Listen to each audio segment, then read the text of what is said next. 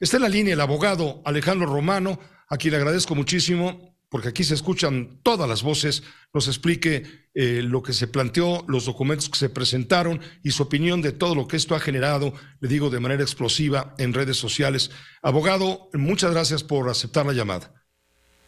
Pepe, muchas gracias a usted por ser tan gentil de permitirme este espacio para expresar lo que en nuestro concepto es la realidad de lo que sucede.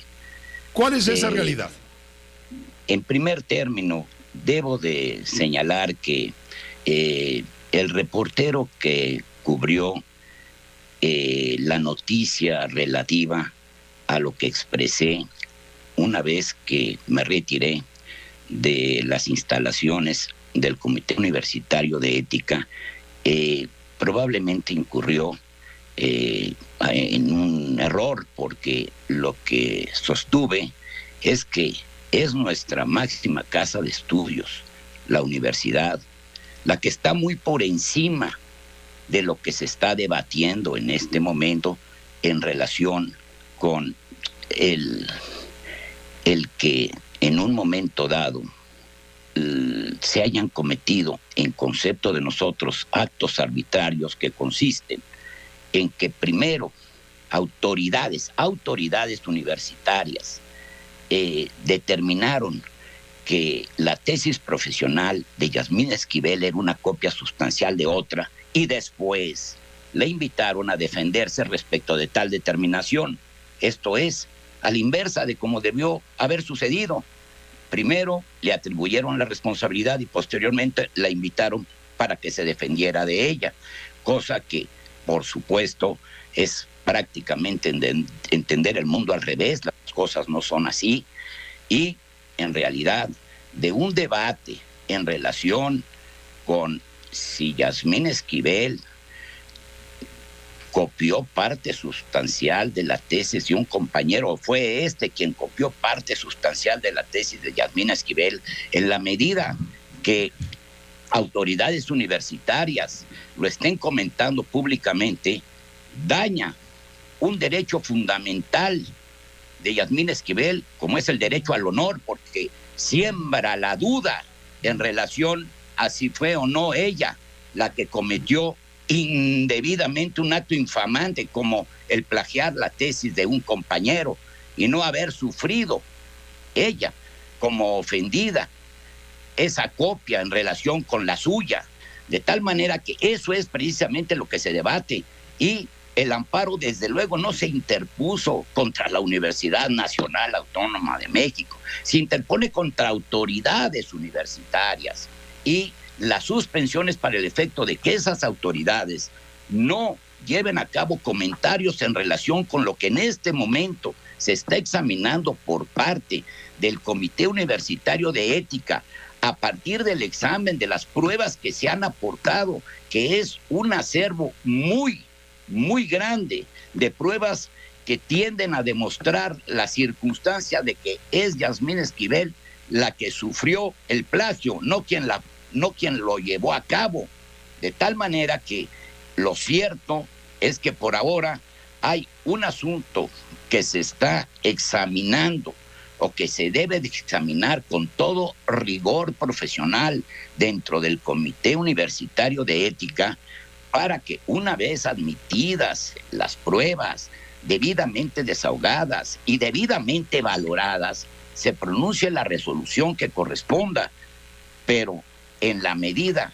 que se esté por parte de las autoridades universitarias haciendo manifestaciones o referencias a este asunto de necesidad en el plano de la más estricta realidad, más allá de conceptos constitucionales de presunción de inocencia o de derechos humanos y del derecho fundamental a un honor, todos sabemos que por el hecho de que se esté debatiendo, por ese simple hecho, se está perjudicando, se está causando un daño a la reputación y al buen nombre de una persona, y por consecuencia se le está provocando una angustia terrible a ella y a su familia, cuestión que no debe de suceder en tanto un asunto como este se está debatiendo. Eso es... Hace un momento, abogado Romano, hace un momento nos decía otro abogado, Javier Cuello Trejo, que esto finalmente de parte de la maestra, de la ministra de la Suprema Corte muestra falta de moral o daño a la moral y falta de ética el que ella debería renunciar para poder litigar con toda justicia a lo que su derecho corresponda. ¿Qué opina usted de esto? Es que el gran problema es este, Pepe. Si una persona, sin merecerlo, recibe un atentado contra un derecho fundamental de ella y además tiene que renunciar al carácter de servidor público que tiene, pues entonces está perdiendo doblemente. Quien no ha cometido ninguna infracción, quien no ha cometido ningún acto dañado, ningún acto reprochable, ¿por qué tendría que además renunciar al ejercicio de un ministerio que para ella es, como para cualquier mexicano que ha abrazado la profesión del derecho, la culminación de una carrera exitosa, esforzada, dedicada como la que ha sido la suya? No parece razonable que renunciara cuando ella no ha cometido falta alguna. Ahora, como consecuencia de todo esto, una jueza ordenó a la universidad callar, no manejar este tema, no ventilarlo en los medios de comunicación públicamente. Nadie se había atrevido a tanto, abogado Romano, a callar a la universidad, ni siquiera, lo decíamos hace un rato, los tanques de Díaz Ordaz en el 68. Sí, señor, recuerdo muy bien ese episodio tan trágico de nuestra historia, pero lo cierto es que no es así. No, esa juez de distrito no está callando a la universidad. Lo que hizo fue conceder una suspensión para que autoridades universitarias, que no es la institución, que no es la universidad, la universidad es mucho más que sus autoridades. Las autoridades, como todos lo sabemos, son pues quienes ejercen en un momento determinado un cargo dentro de una institución, pero que al actuar con facultades de autoridad pueden cometer agravios en contra de los particulares, y para eso está el amparo, para que los particulares acudan ante él a solicitar que se les proteja de un acto arbitrario por parte de una autoridad, no de la institución que es la universidad, de tal manera que lo que la juez ordenó es que autoridades, esas autoridades universitarias que son señaladas como responsables en el amparo de haber conculcado los derechos de la señora Esquivel Moza, no continúen llevando a cabo manifestaciones relacionadas con el problema. ¿Por qué? Porque se entiende que al divulgar información relativa al asunto, pues de necesidad, ello afecta, propiamente hablando, al principio de presunción de inocencia, que es un derecho humano fundamental del que goza la señora Esquivel Moza y todos los demás, pero no solo eso, sino su derecho al honor, su derecho al buen nombre, su derecho al prestigio, su derecho a que no se destruya su reputación. De eso se trata el asunto, no de callar a la universidad. Por supuesto que no, la universidad está muy por encima de todas estas discusiones, vaya. Hoy, le diría yo, hoy, el día de hoy, como mañana, como pasado,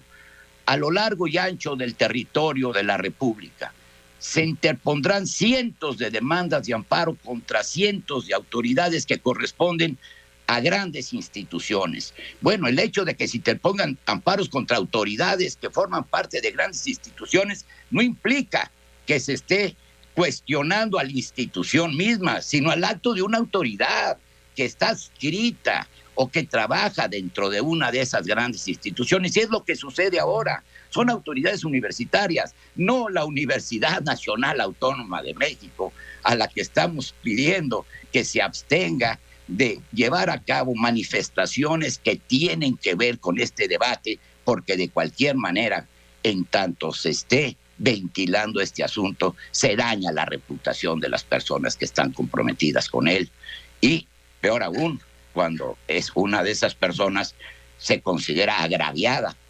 por la copia sustancial de su tesis, no ella quien hubiera copiado sustancialmente la tesis de un compañero.